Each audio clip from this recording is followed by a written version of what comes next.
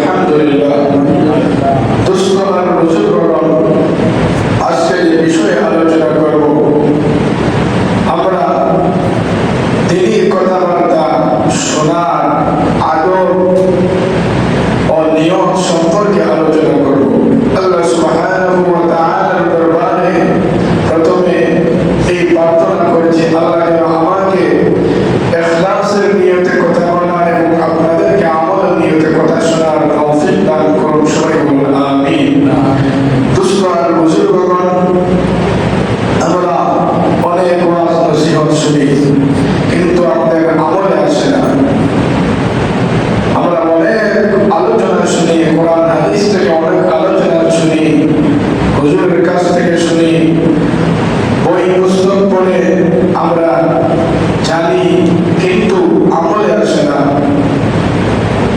আমলে না আসার কারণ হলো আমরা যে বিষয়গুলো আমরা শুনি জানি, সেটা আমরা মনোযোগ দিয়ে শুনি না, মন দিয়ে শুনি না, অথবা আমাদের নিয়ম ঠিক থাকে না। নিয়ম ঠিক থাকে না। আমরা যে বিষয়ে জানবো শুনবো, আমাদের নিয়ম ঠিক থাকতে হবে যে আমরা আমাদের নিয়তে শুনবো। আমি আমার যে ভুল ত্রুটি রয়েছে ওগুলা সংশোধন হবে, আমরা শুনিয়া ভুল ত্রুটি যাতে আমরা সামনে না করি, এজন্য আমরা শুনবো। এই নিয়তে যদি শুনি তাহলে আমলে আসবে, আর যদি নিয়ম ঠিক না থাকে তাহলে কোনোদিন আমরা সারা জীবন ওয়াজ নসিহত শুনবো, কিন্তু আমাদের আমলে আসবে না। আল্লাহ রাসূল সাল্লাল্লাহু আলাইহি ওয়াসাল্লাম বলেছেন, বুখারী শরীফ প্রথম হাদিস, ইন্নামাল আমালু বিন্নিয়াত।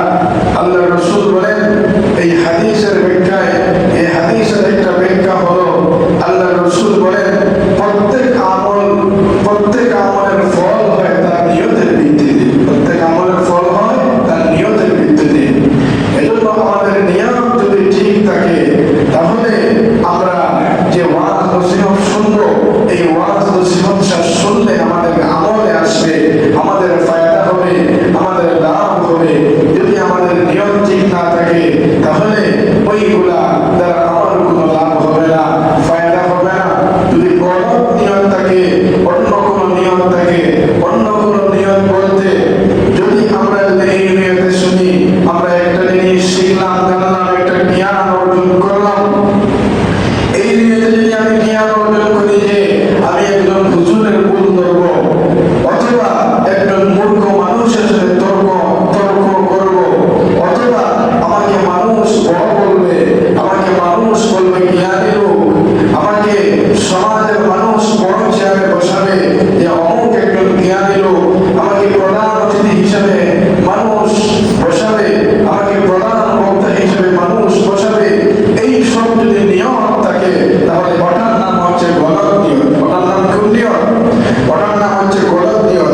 এজন্য আল্লাহ রাসূল সাল্লাল্লাহু আলাইহি ওয়াসাল্লাম বলেন, ওই গলত নিয়তে যদি কোনো মানুষ যদি এই দিনী কথাবার্তা শুনে, দিনী কথাবার্তা শুনিয়া যদি এই দিনী কথাবার্তা শুনিয়া দিনী জ্ঞান অর্জন করে, এইগুলা যদি গলত নিয়ত থাকে তাহলে আল্লাহ রাসূল বলেন ফাহুয়া ফিন্নার, তাদের ঠিকানা হবে জাহান্নাম। তাদের ঠিকানা কি?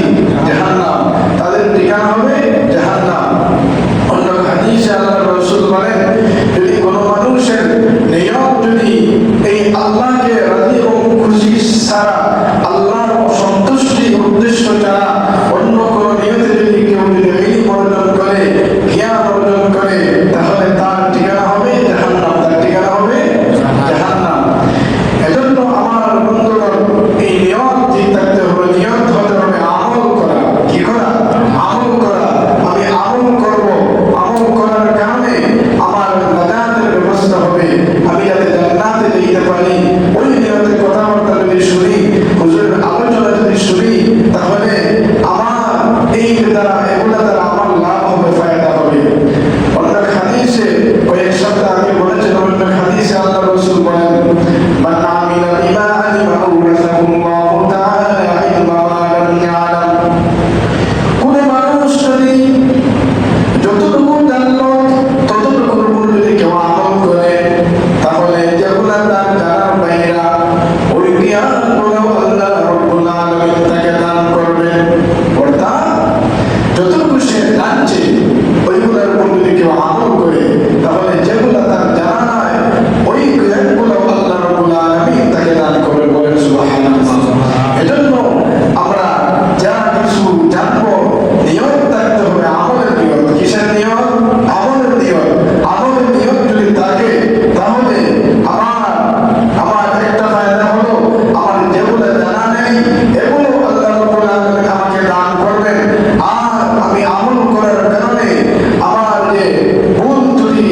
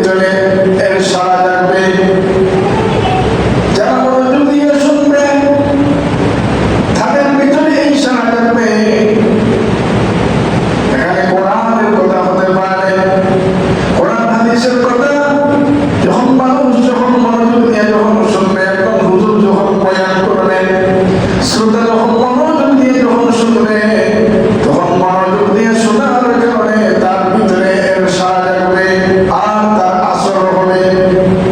হুজুর নামাজ সম্পর্কে আলোচনা করেছেন, রোজা সম্পর্কে আলোচনা করেছেন, জাকাত সম্পর্কে আলোচনা করেছেন, সাদাকা সম্পর্কে আলোচনা করেছেন, যে কোনো বিষয়ে আলোচনা করেছেন। আপনি যদি মনোযোগ দিয়ে শুনেন তাহলে আপনার ভিতরে এর সাড়া জাগবে আর আসর হবে।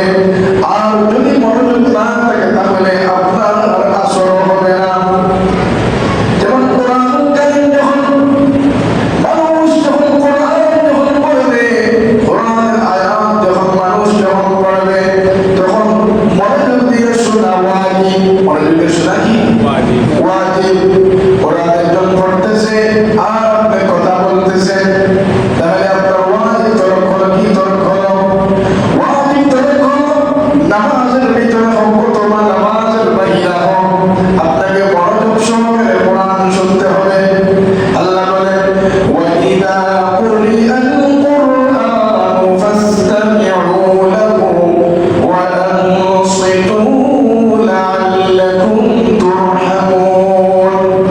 আল্লাহ সুবহানাহু ওয়া তাআলা বলেন, যখন তোমাদের সামনে যখন কোরআনের আয়াত পাঠ করা হবে, কোরআনের কথা বলতে যখন বলা হবে, তোমরা তখন মনোযোগ দিয়া শুনবে। তোমরা কোনো কথা বলতে পারবে না, এক মনে তোমরা শুনবে, এক মনে তোমরা শুনবে। আমার বন্ধুগণ, অধিকাংশ মুহাদ্দিসিন কেরামগণ বলেন, এখানে কোরআনের আয়াতকে বোঝানো হয়েছে, কোরআন যখন একজন যখন পড়বে তখন মনোযোগ দিয়ে পড়তে হবে, মনোযোগ দিয়ে শুনতে হবে। কোন দিয়ে? মনোযোগ দিয়ে শুনতে হবে। আর যদি মনে করেন এখানে কোরআন আমি পড়তেছি, মানুষ মনোযোগ দিয়ে শুনবে না, তাহলে এখানে জুড়ে পড়াও ঠিক নাই, জুড়ে পড়াও ঠিক নাই। যেমন মনে করেন দোকান মানে মানুষ জুড়ে জুড়ে কোরআনের তিলাওয়াত বাজায় কিনা, মোবাইল দিয়া বাজায়নি, এরকম বাজানো ঠিক নাই, এরকম বাজানো ঠিক নাই। বলবেন হুজুর সে তো গান বাজাচ্ছে না, কোরআনের আয়াত বাজাচ্ছে, কোরআন শুনতেছে, কেন ঠিক নাই? কারণ হইল কোরআনের আওয়াজ যখন মানুষ যখন তার কানে যখন যাবে, তখন সে মনোযোগ